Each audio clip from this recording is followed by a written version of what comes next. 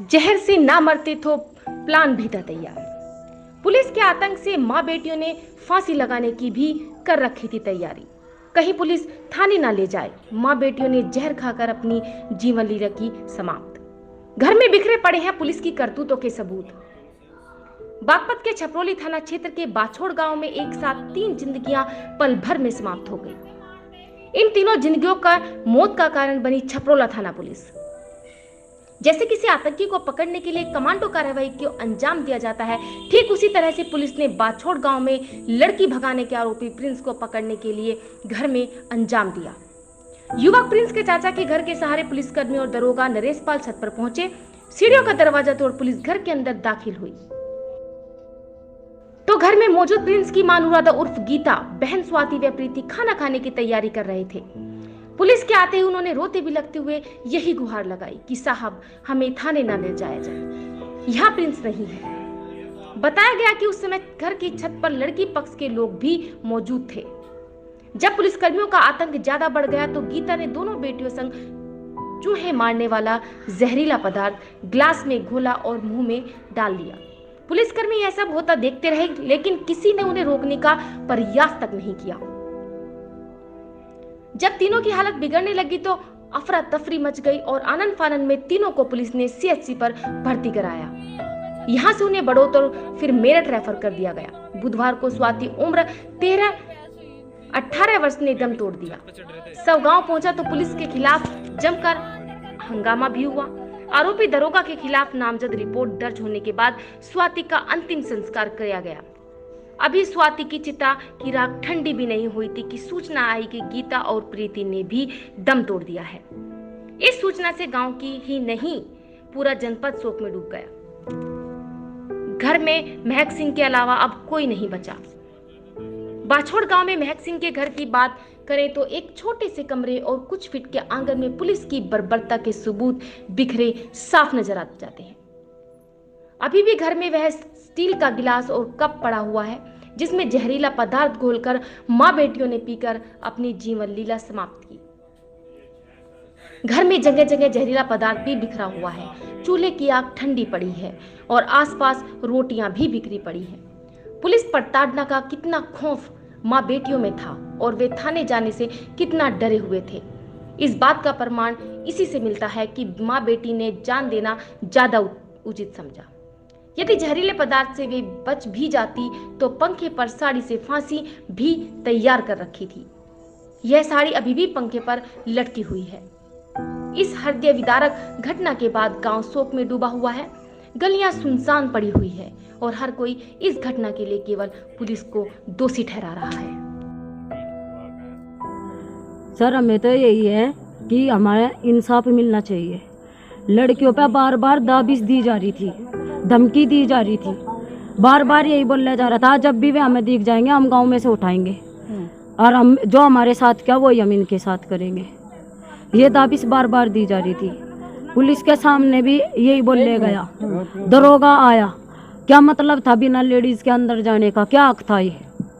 और उनके सामने जहर खाया, क्यों नहीं ये बताया कि क्यों नहीं कहा कि जहर खा रही फिर भी करे कि जाओ इन्हें अंदर लेकर जाओ अच्छी बुरी गाली देकर। ये कौन सा तरीका था उनका बात करने का?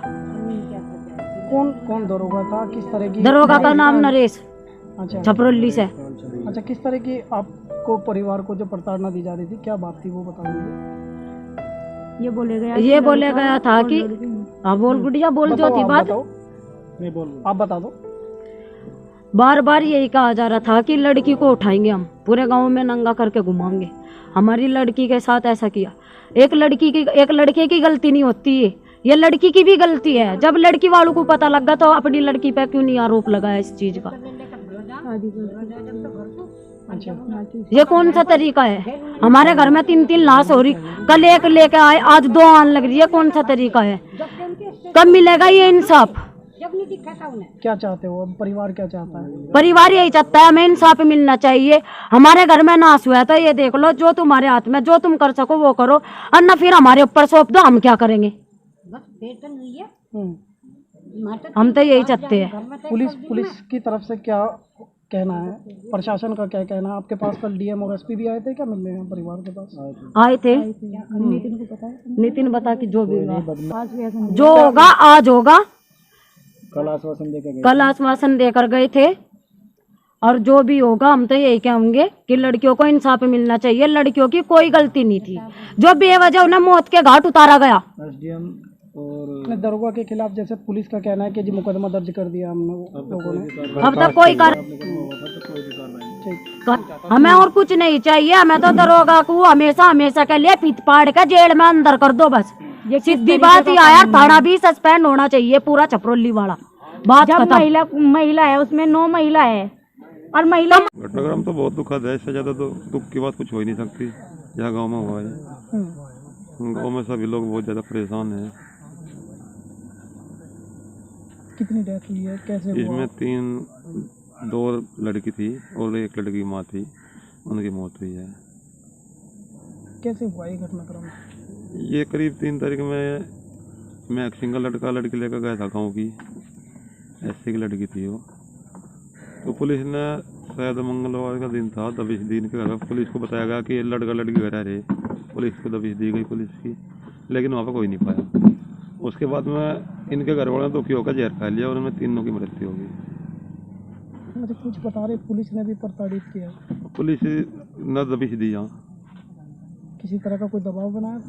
पुलिस ने पूछताछ के लिए मैं सिंह को भी उठाया, बड़ों से इसका भाई को भी उठाया, एक गाँव को 1 लड़का हो रहा है उसे भी उठाया। अच्छा, एक डेथ तो पहले ही हो चुकी? हाँ, 1 डेथ कल होगी थी। अच्छा, 2 आज होगी। अच्छा, पूरे गांव में भी जैसे पूरे गांव में शोक की लहर है। इससे ज़्यादा गांव में किले और कुछ नहीं हो सकता। चूल्हे चौके भी नहीं चल रहे गाँव में किसी के लिए। सब भी बहुत दुखी है। अच्छा, क्या मांग करते हो? जैसे आप गाँव के प्रधान है, मोजी है, दोनों परिवार, पर जिनके लिए ये नुकसान हो गया तो भरपाई हो नहीं सकती। इनकी कुछ आर्थिक सहायता की जाए और जो कुछ नहीं कार्रवाई हो कार्रवाई पूरी की जाए। लड़की बरामद हुई है नहीं है? लड़की कोई बरामद नहीं है अभी तक। लड़की और लड़का दोनों फरार है। किसी के परिवार से आपकी बात हुई हो? कहाँ है, क्या है? नहीं, बात क्या कहना है उनका परिवार वाले तो साहब ये कह कि हमें नहीं पता कहाँ है।